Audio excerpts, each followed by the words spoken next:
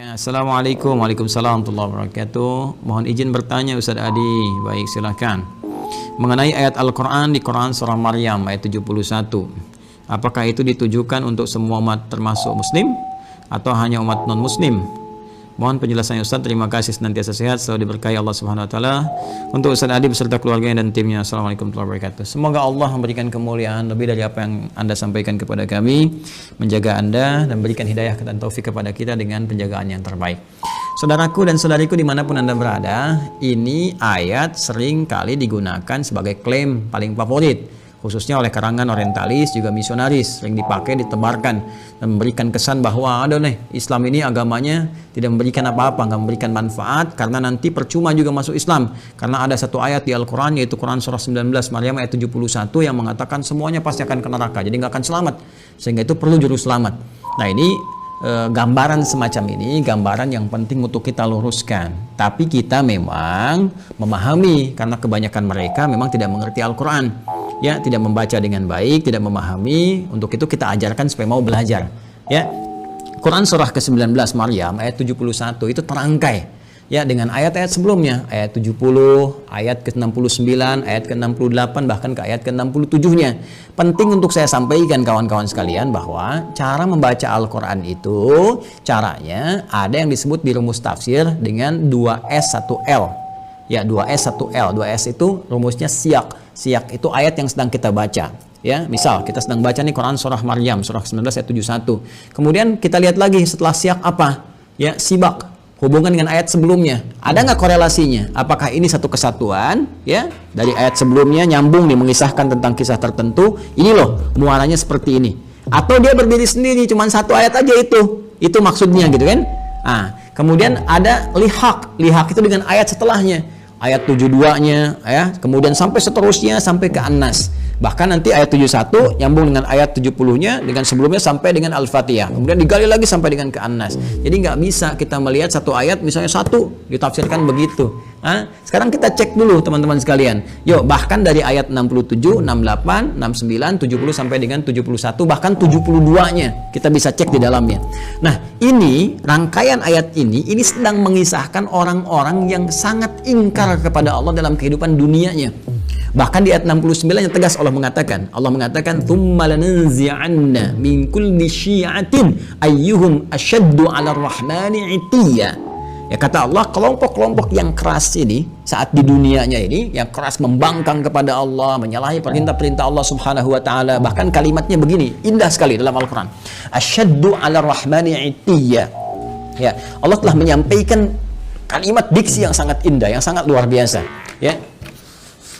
Tsumma lananzi'anna min kulli syi'atin ayyuhum asyaddu 'ala ar-rahmani 'itiyya. Sebelum sampai ke ayat 71-nya. Ya, Allah menyampaikan di ayat 69-nya, ya. Pertama ada diksi Ar-Rahman. Ya. Rahman itu kan sifat kasih yang tanpa batas diberikan bagi setiap hamba, ya, yang menghambakan dirinya kepada Allah sepanjang masih punya waktu kehidupan di dunia. Jadi masih umum nih, universal. Sifat Rahman Allah yang memberikan setiap hamba punya nafas, ya, punya rezeki yang Allah tetapkan, ya, punya kesempatan untuk sembuh saat sakit. Itu universal.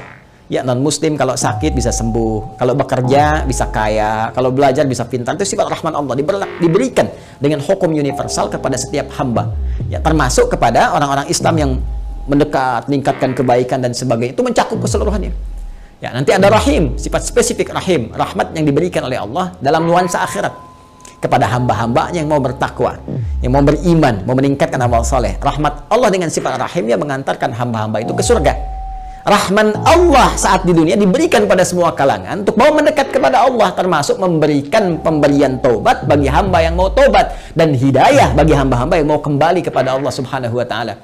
Jadi kalau ada orang pernah bergeser jauh dari Allah, ingin balik lagi, taubat dia, ya, kemudian syahadat kembali, itu mendapatkan rahmat Allah dengan sifat rahmannya. Nah, Allah sudah mengatakan di ayat ini, kata Allah, perhatikan, hei, aku ini Rahman, telah memberikan kepadamu segalanya sebagai bekal kehidupan saat engkau di dunia. Ya, engkau sakit, aku sembuhkan. Engkau berbuat salah, aku maafkan. Engkau mau taubat, aku terima taubatmu. Engkau mau istighfar, aku ampuni. Engkau butuh, aku berikan jalan. Saat kau sulit, aku mudahkan. Tapi dengan semua pemberian itu, engkau begitu keras Ya, asyaddu 'ala ar-rahmani 'itiyya. Ada kalimat asyad. Allahu akbar. Ada kalimat itiyya. Ya, ini kan pembangkangan yang sangat luar biasa. Ya. Jadi kasih yang Allah berikan begitu dalam itu dibalas dengan pembangkangan yang sangat keras. Ya, sangat dahsyat. Bahkan sampai menuduh Allah Subhanahu wa taala. Ya, sampai melecehkan Allah Subhanahu wa taala. Ya, ketika bermaksiat kan melecehkan Allah. Ya kan? Ketika bermaksiat kan menentang Allah, sampai menentang Allah. Ya, Allah bilang jangan mencuri, mencuri, kan menentang namanya. Jangan berselisih, berselisih. Jangan gosip, gosip. Ya, coba lihat, bahkan menuduh Allah. Ada yang mengatakan Allah punya anak, Allah punya syarikat, Allah punya macam-macam, gitu kan? Nah, itu kan dahsyat, kata Allah. Ini saya sudah berikan sayang, diberikan kesempatan untuk kembali kepada Allah, masih bersikap seperti ini. Dan dia memilih bertahan dengan keburukannya sampai wafat. Ya. Sampai wafat, itu Allah buka, saking sayangnya Allah diberikan kesempatan. Ya, sampai nyawa belum sampai ke kerongkongan, masih ada peluang untuk taubat. Dibuka seluas-luasnya. Bahkan diturunkan Quran surah ke-39. Quran surah ke-39 di ayat 53. Az-Zumar ayat 53. Qul ya ibadiyalladzina asrafu ala anfusihim la taqnatu min rahmatillah. Tuh. Qul ya ibadiyalladzina asrafu ala anfusihim. Katakan Muhammad SAW pada setiap hambaku yang pernah berbuat israf. Israf itu berlebihan, lebih. Jadi udah nggak kerukur lah. Ya, kalau dalam konteks keduniaan misalnya, ya ke pernikahan, prasmanan sampai nambah 9 kali, itu israf. Ya, ada israf dalam berbuat dosa. Mohon maaf, bukan cuman bohong, sombong, ya, dan macam-macam. Jadi kalau orang lain pernah berbuat dosa, dia kayaknya belum cukup. Nah, itu israf namanya. Kata Allah, dalam setiap perbuatan dosa pun yang engkau kumpulkan, selalu ada jalan dan secercah cahaya aku berikan supaya engkau mau kembali. Jadi sebelum nyawa sampai ke kerongkongan, karena itu diperdengarkan. Ya, ada adzan, ada suara-suara kebaikan, orang baca Quran. Kok tiba-tiba lewat masjid, padahal Anda bisa lewat jalan yang lain. Kenapa kok lewat masjid? Kenapa kok tiba-tiba mampir ke ceramah ini? Anda ditugasi jadi bazar misalnya, tapi mampirnya ke ceramah ini. Ya, kok tiba-tiba bisa datang gitu kan?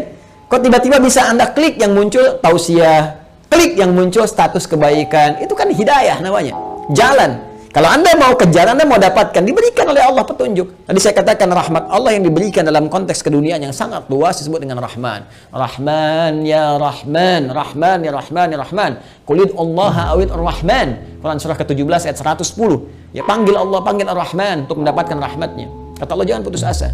Ya, tapi orang-orang ini mempertahankan keburukannya sampai dia wafat. Ya, kalau sudah wafat, tidak ada jalan lain. Keadilan Allah itu harus berlaku.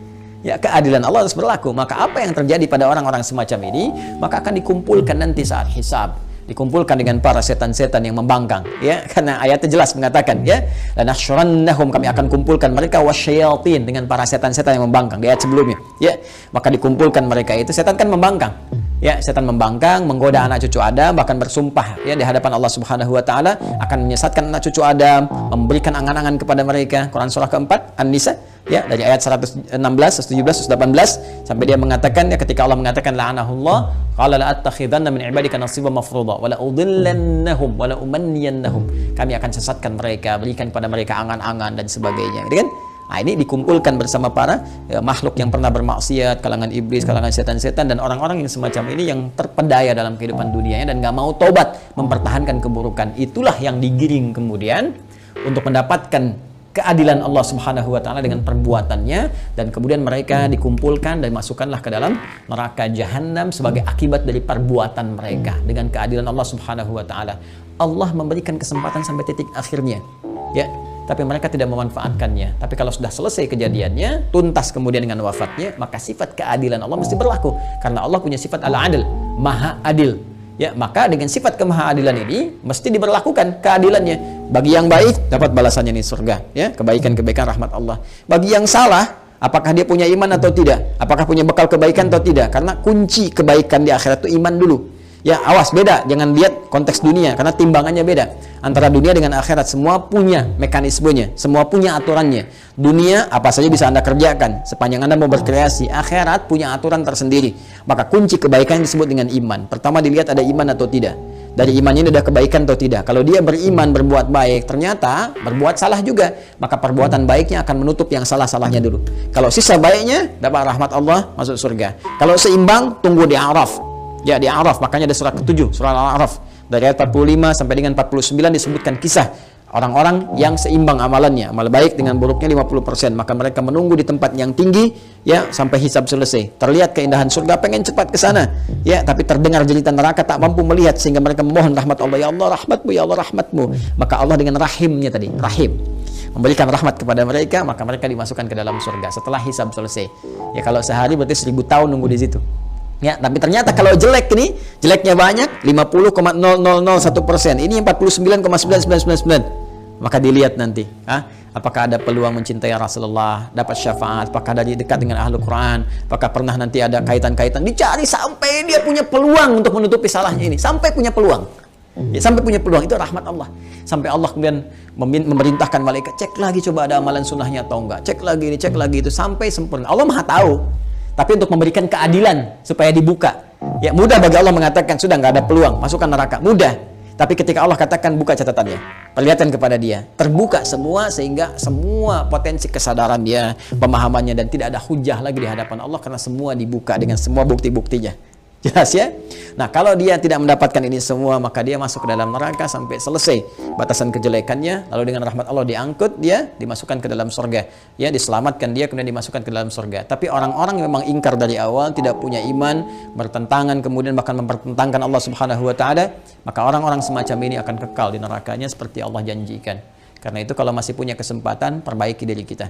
Dan ingat ya, kalau membaca Quran, belajar Quran, maka belajar kepada yang ahli Quran. Jangan orang nggak pernah baca Quran, dia dengar, kemudian penjelasannya. Dia aja nggak ngerti Quran, bagaimana Anda bisa mendengar tafsirnya?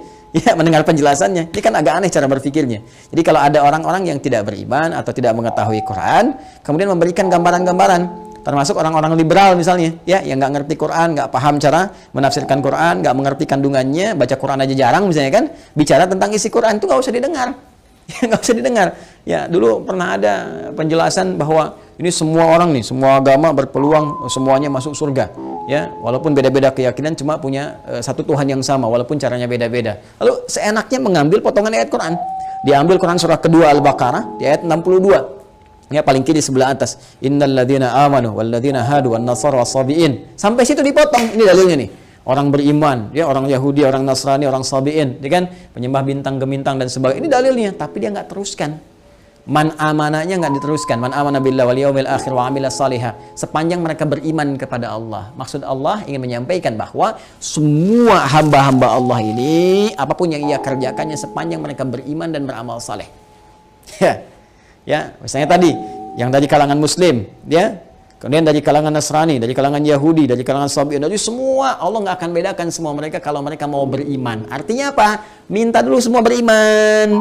Ya, asyhadu an la ilaha illallah, asyhadu anna muhammadar rasulullah, yakin dengan Allah, tinggalkan semua hal kecuali apa yang telah Allah tetapkan kepada mereka. Menyembah hanya kepada Allah, salat kepada Allah, baca Quran dengan baik dan beramal sesuai petunjuk Allah. Makanya di ujungnya ada wa amilus salihah. Ya. Baik, itu penutupnya, balu lahum ajrum inda rabbihim wala khaufun alaihim wala hum yahzanun. Mereka dapat balasan pahala, termasuk hilang dari kesedihan-kesedihan mereka. Karena itu hati-hati ya kalau mengaji, baca-baca di di Google, di Facebook misalnya, atau di YouTube dan sebagainya, coba pastikan dari siapa Anda mengambil ilmu, dilihat. Ya, kalau meragukan ya tinggalkan, kemudian cari penjelasan-penjelasan yang baik. Ya, penting ngajinya juga harus diperjelas, ilmu sorofnya dipertajam. Ya, taba ya tubuh youtuban gitu. Ini seripannya di fasbaka yufasbiku Facebookan. Nah, itu konteks kekinian yang harus diperbaiki. Jadi saya tegaskan sekali lagi, yang Quran surah ke-19 Maryam ayat 71 itu tentang menyinggung tentang orang-orang yang bermaksiat dan tidak mau tobat, yang keras pertentangannya kepada Allah Subhanahu wa taala sampai diberi kesempatan sampai dia menjelang wafat pun tetap tidak mau bertobat. Maka muaranya adalah muara keburukan saat di akhirat, dikumpulkan di neraka jahanam bersama para setan juga yang pernah kemudian bermaksiat selama dalam kehidupannya kepada Allah Subhanahu wa taala. Itu maksudnya. Ya, itu maksudnya. Jadi ini pengingat juga kepada kita sepanjang kita hidup, maka kita persiapkan dengan baik ya. Ini penjelasan Al-Qur'an ya. Ya, penjelasan Al-Qur'an. Nah, kalau nanti ada penjelasan misalnya di buku-buku lain atau keterangan lain, yaitu gambaran-gambaran yang bisa kita uji. Ya, Al-Qur'an itu menawarkan dengan sangat indah. Satu-satunya kitab di muka bumi yang membuka penawaran kepada setiap hamba untuk bisa silahkan datangkan semisal Al-Quran, silahkan kaji. Satu-satunya kitab di muka bumi. Kaji otentisitasnya, dijelaskan langsung. Kaji otentisitasnya, ya kaji apakah ini buatan manusia atau ini firman Allah Subhanahu wa taala. Silahkan lihat dari berbagai unsur. Ya, dari unsur sastranya, unsur kebahasaannya, unsur isinya, muatannya dan sebagainya. Itu satu-satunya kitab di muka bumi yang membuka peluang kepada setiap hamba, bahkan menawarkan kalau nggak mampu sendiri panggil dari kalangan jin, panggil dari kalangan yang lain. Bisa nggak datangkan semisal Al-Qur'an. Satu-satunya kitab di muka bumi. Silakan tunjukkan pada saya kitab mana di muka bumi yang menawarkan, ya bahkan bukan hanya kepada pemeluknya, kepada siapapun di muka bumi untuk memeriksa kebenarannya, kecuali Al-Quran. Kecuali Al-Quran. Karena itu mengaji Al-Quran harus menggunakan pendekatan-pendekatan hukum-hukum, ya, dan dasar-dasar keilmuan yang benar. Ya, wallahu taala alam bissawab.